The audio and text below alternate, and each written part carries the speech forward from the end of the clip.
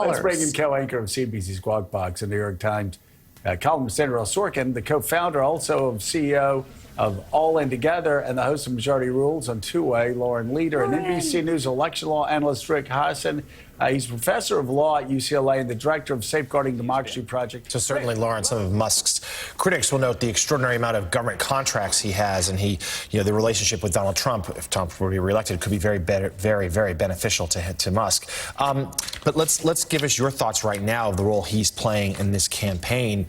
I mean, some have gone so far as to say that it's an outsized threat to democracy. What do you think? I mean, there's some really disturbing stuff. First of all, he has been pushing from the beginning. He's been one of the biggest pushers of AI-generated deepfake disinformation about the vice president, stuff that was not marked as parody until it had sat on X for extended periods.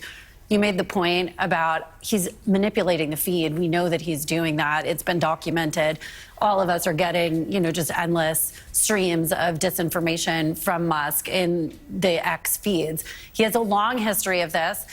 He does not care about the law and has made that very clear. Remember that he is also being sued by almost all of the senior executives from Twitter, who he fired and claiming that they were fired for cause, denied them their stock, their health insurance, et cetera, and has violated the WARN Act by, he fired the head of HR and then fired a huge number of employees in violation of the WARN Act. So that's one piece. Now, to this weekend, he went a step further, which is that he's personally attacking Secretary of State Jocelyn Benson in Michigan after he pushed this debunked conspiracy theory about the Dominion voting systems. Now he's going after the Secretary of State personally, naming her by name and trying to discredit the validity of the votes and the voter rolls in Michigan.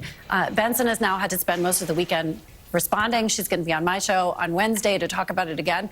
It's absolutely disturbing, the level of outside influence. One guy, exceptionally wealthy guy who can, buy his way to basic immunity on all of this. We've never seen anything like it. No, we have not. And Lauren, before we go, you've also been looking at the early vote. 38 states have had early voting underway. What are you hearing? What are you finding? What can we glean from what has happened so far?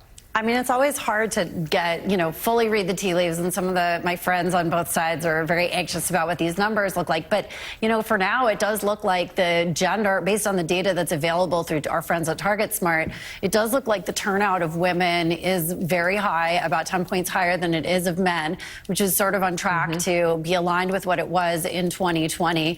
The overall early vote numbers, although, as has been noted in places like Georgia and North Carolina, is historic highs, the overall number is not quite as big as what they were in 2020 at the same point. But, I think what we've all been suspecting, that turnout of women is going to be really high, on par with 20 and 22, seems to be on track. But, it's still, we got 15 days.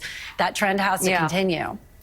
Absolutely. Co-founder and CEO of All In Together and host of Majority Rules on Two-Way, Lauren Leader. Always, thank you so much for coming on this morning.